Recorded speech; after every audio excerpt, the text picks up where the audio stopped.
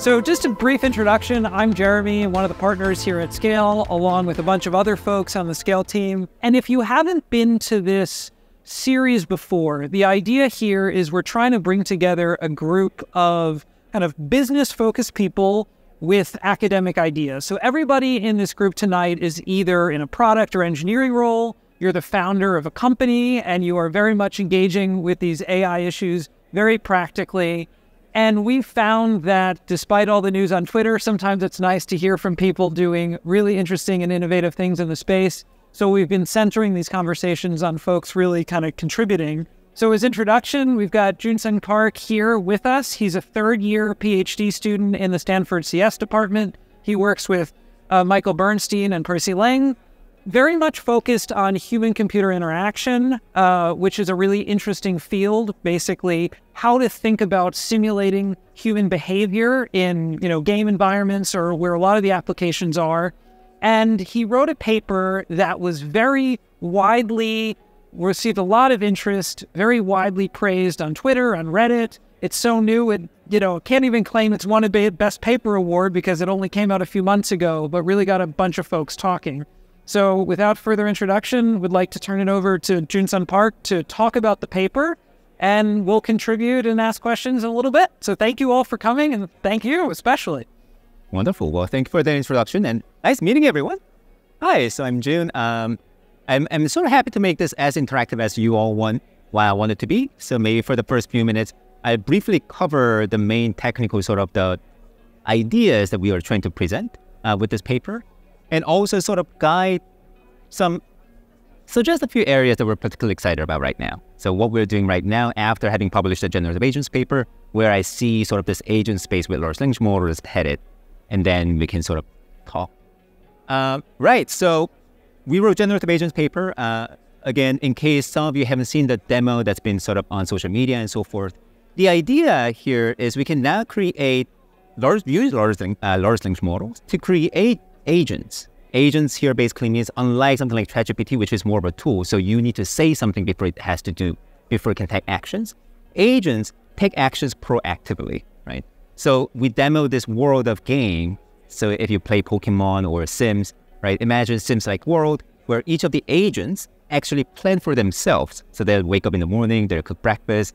Depending on who they are, they'll think about what to do. So if you're a painter preparing for a new exhibition, then they'll be painting. If you're a student studying for a test, they'll be studying and so forth. And they'll actually go around the town and live their day while talking to each other, remembering what they've done, and really reflecting about their days before choosing how they'll live tomorrow, right? So, and I think there's sort of an interesting sort of technical boundaries that we try to push with this idea, and it sort of maps to my overarching claim or argument that I'm trying to make with this work. So one of the things that we had to do, so you may have used obviously ChatGPT. What is sort of its main limitation right now? You can talk and you can give it prompts and it will say things back to you. But two main challenges that you sort of recognize right away.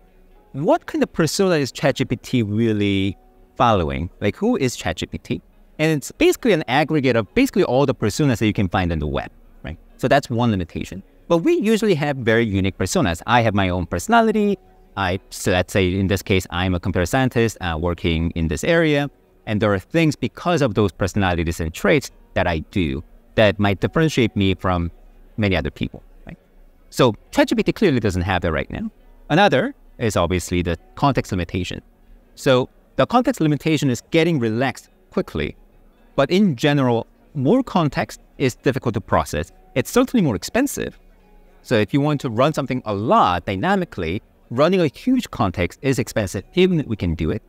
And right now, there is actually a genuine limitation. So ChatGPT, they're again relaxing their limitation, but the last time we checked, it really goes from 4,000 to 20,000 tokens. Now, imagine even the number of words that you sort of heard and uttered yourself since you came here, it's likely a lot. So if you want to put all that into context window of ChatGPT, we genuinely cannot do that. And it's not entirely clear that even if we could do that, whether that's the thing that we want to do, right?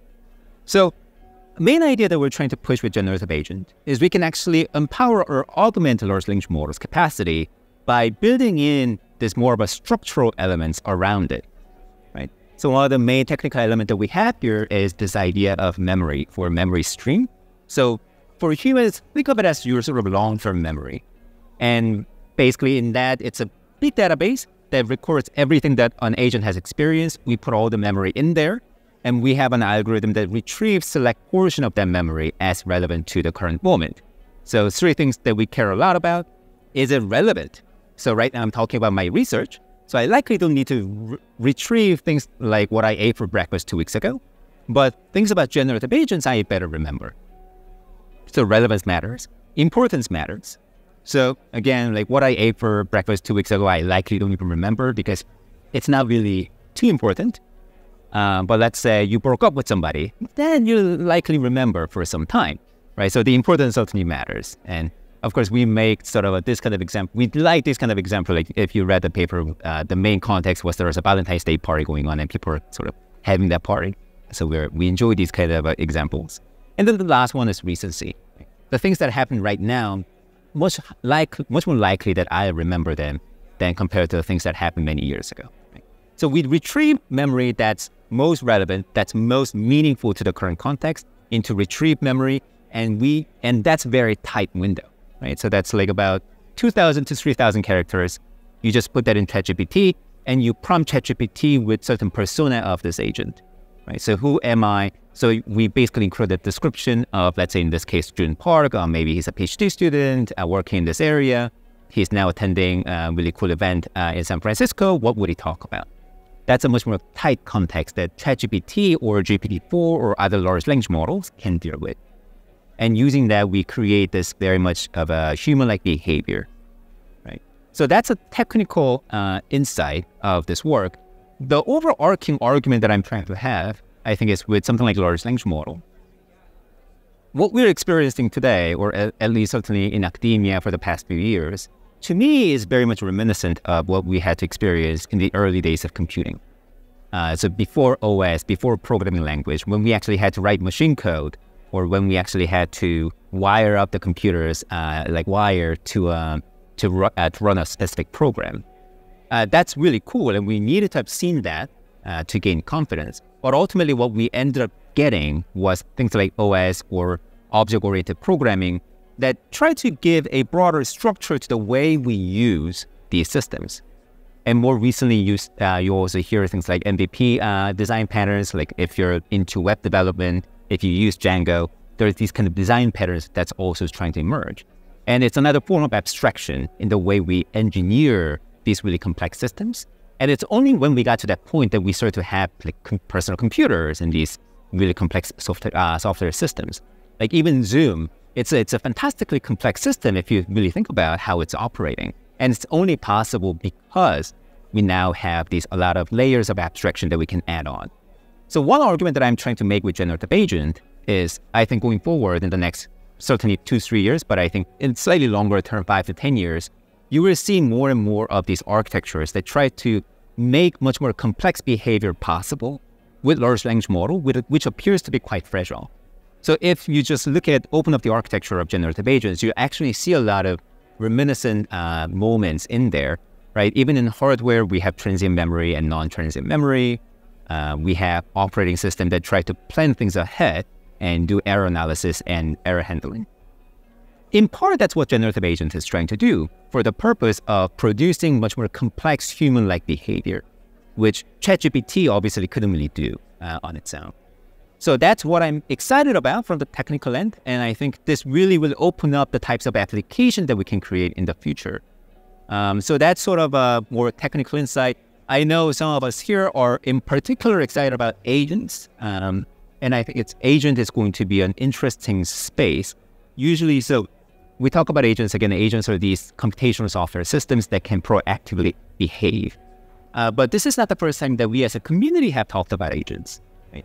So if you remember things like Clippy from Microsoft way back, that was sort of one of the first examples of commercial agent systems.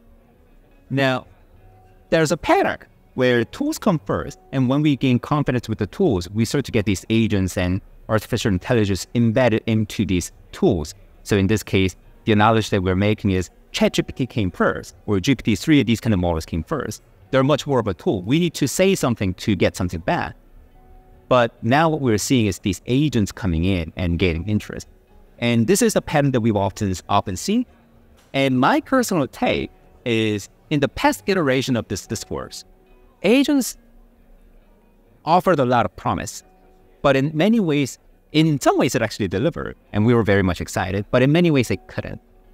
One of the main reasons why agents couldn't deliver was the ways in which it had to generalize was way beyond what we could manage. I think that's a limitation, fundamental limitation that is being relaxed right now with something like large language models. Because these models just encode so much context that we can leverage them basically without almost any engineering, just by... This is not something that we could do in the past. So that fundamental limitation that we had is now being relaxed. So in the past we had Clippy, but I think in the next generation of agents that's coming out, I think it's going to be much more interesting. Now, I'll end by saying one last piece of puzzle that we'll have to solve, however, is another way the agents failed was when its failure was in high-stake environment. So agent obviously has much more autonomy than tools. It also means it's harder to control what they do. So if we can't control or we can't even map out exactly all the things they'll do, the way they fail, it's harder to expect them and it's harder to prevent them. And these agents by default also operate in a much more sensitive environment because they have more autonomy and because they're generally more powerful. So that's, I think, another reason why agent-based applications in the past fail. I think we have really interesting opportunities now to overcome that. I'm particularly excited at first in these domains where agents can operate in an environment where output we're expecting from it is not necessarily a right or wrong answer, but where it has softer edges. We started with game, we demoed with game. There's a reason for this, because what does it mean to be believable human? It's more of a spectrum, right? So there are certain ways, let's say I wake up in the morning and I eat dinner, that's strange. So there's obviously there are strange things to do, but there are many things that we do that seem quite unusual. But it's not sort of the end of the world if I behave in a slightly unusual way. I think this is the initial places where agents can really push forward in the next few years. And gradually, as we get more sophisticated and get better at expecting their behavior and controlling their behavior, we'll get to open up many other domains of applications. At least that's my guess. Thank you. Yeah. So 2 questions from me, the first about the paper and then the second about applications.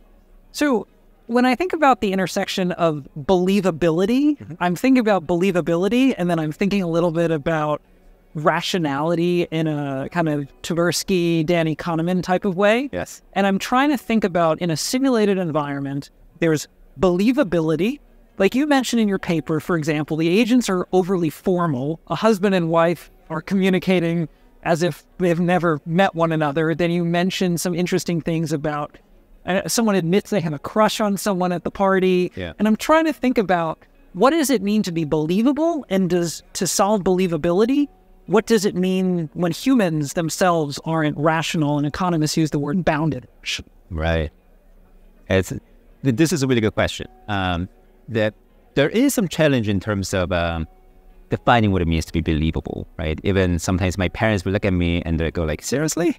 And it's like, they sometimes can't believe the things I do. So if your parents can't, then obviously there's some questions to be asked about defining this. Here's how we're looking at it. And actually, I love that you mentioned Kahneman and Tversky's work.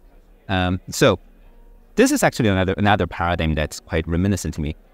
Economics in the past had this almost very much rational model of human behavior, right? So if you worked in agent-based modeling, that was very much in part what we were assuming, and that's what a lot of traditional economists assumed.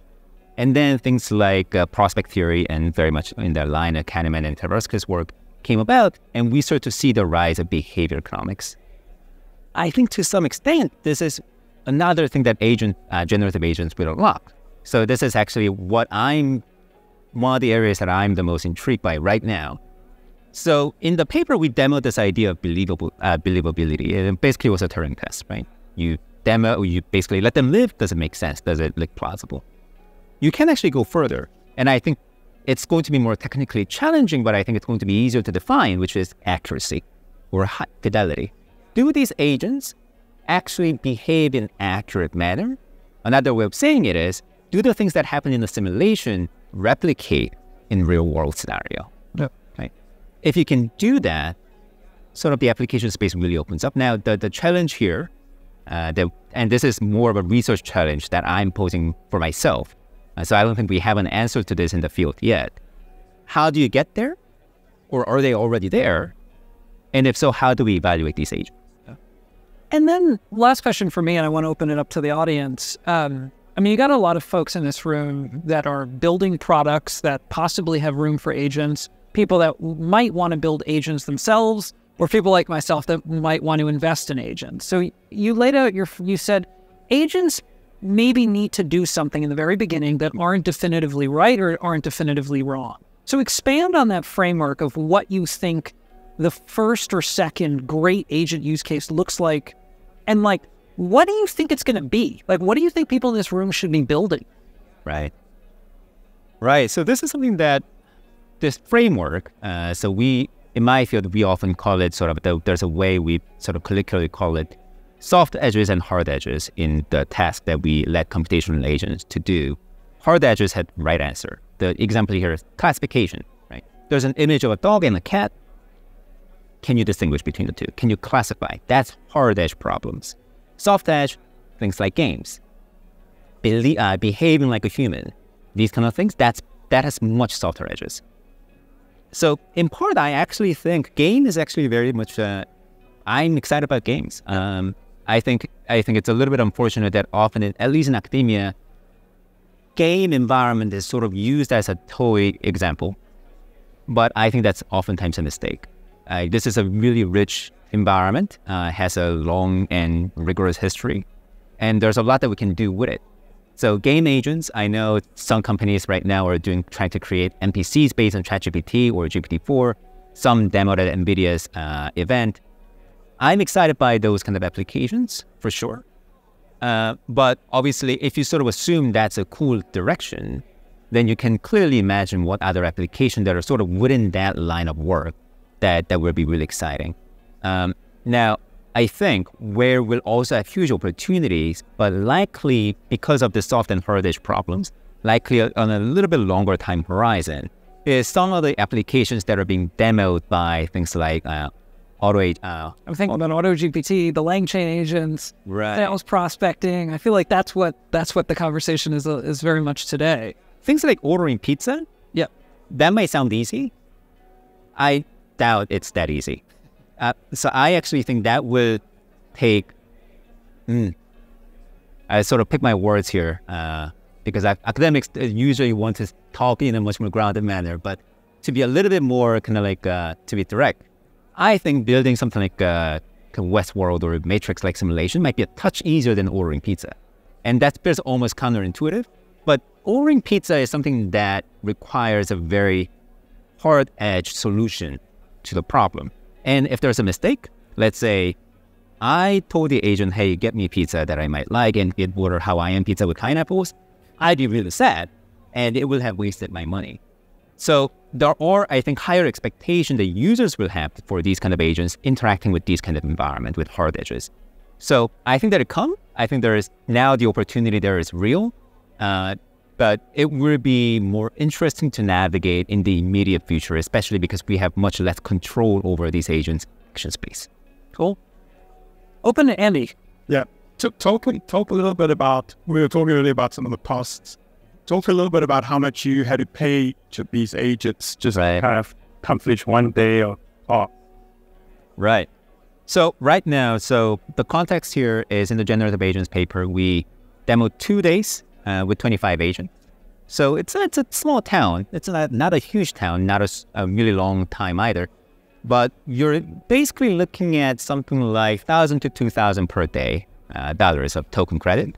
It's not cheap. And you can sort of you can always think about why to some extent that's the case. With more agents, these agents socialize and talk. So it's not a linear growth with more agents you have. It's actually an exponential growth to some extent. And then it tops up at some point because it's a physical environment. So there's a limit to how much they can talk. But it's not cheap right now. I think going forward, one of the main research agenda that I have personally, and I think this is another area that we don't quite have an answer yet, but we're trying to build up to it, is how can we make them cheaper and faster, right? So one-day simulation takes about a day, 1,000 to 2,000. It's a really cool demo. As an academic, we're really excited by that. To make it commercially viable, you need a little bit more, a little bit faster, a little bit cheaper. So sort of the aim, sort of the North Star right now for me in my lab is, can we get to 1,000 agent simulation that can run for a few years? The answer here isn't going to be just, let's put more money simulation time.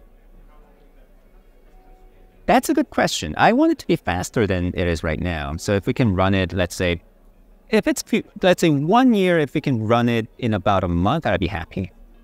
So a few years, in a few months, half a year simulation. At that point, it would feel less like a one research project and more like a CERN or these kind of like large physics simulator. But that's sort of the North Star that I'm walking towards right now. Again, putting more money into it is not going to be the more money, more compute certainly is going to be necessary, but I don't think that's where it's going to stop though, because my advisors will go bankrupt if you do that. And they don't, they specifically mentioned that they don't want to see that happen. Well, basically, it's all great. Well, I'm curious how you approach this importance metric. And do you suppose this is sort of a supervised learning problem, or do you have the LLM infer what's important? It's the latter. And I'm just going to repeat the question for the video. I think the question was for measuring the importance.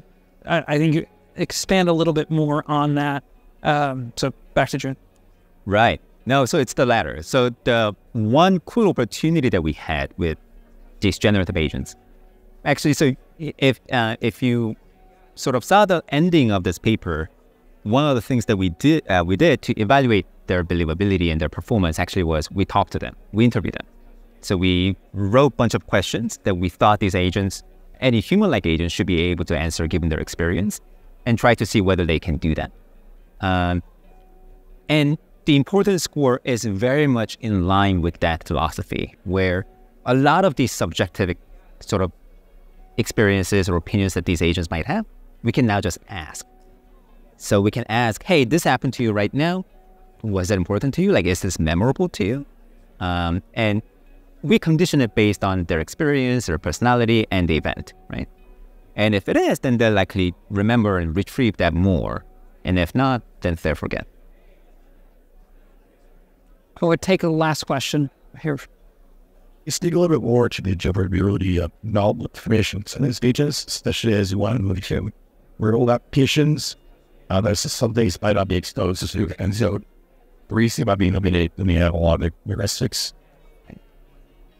Totally. And just for the sake, just for repeating for the room, so interpretability, kind of moving into the real world. Right. So there are two layers. And my answer here will sort of be my answer to a lot of sort of the more technical question, which basically is there are two layers to this. One layer is the architecture. Another layer is the language model. Making the language model, the transform model, more interpretable, that's difficult, right? That's a genuine research challenge. We haven't quite figured that out. I doubt that we'll have a clear answer going forward either, at least in the foreseeable future. Now, the architecture, everything that agent experiences and output using large language model is in natural language.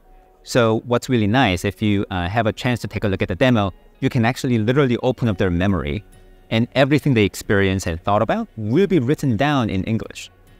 That is completely interpretable. So there's two layers. ChatGPT, the language model, not interpretable. Their behavior after that, that certainly is. Awesome. Well, Andy, you're sitting next to Joon Sung Park, so they'll continue this. So thank you very much.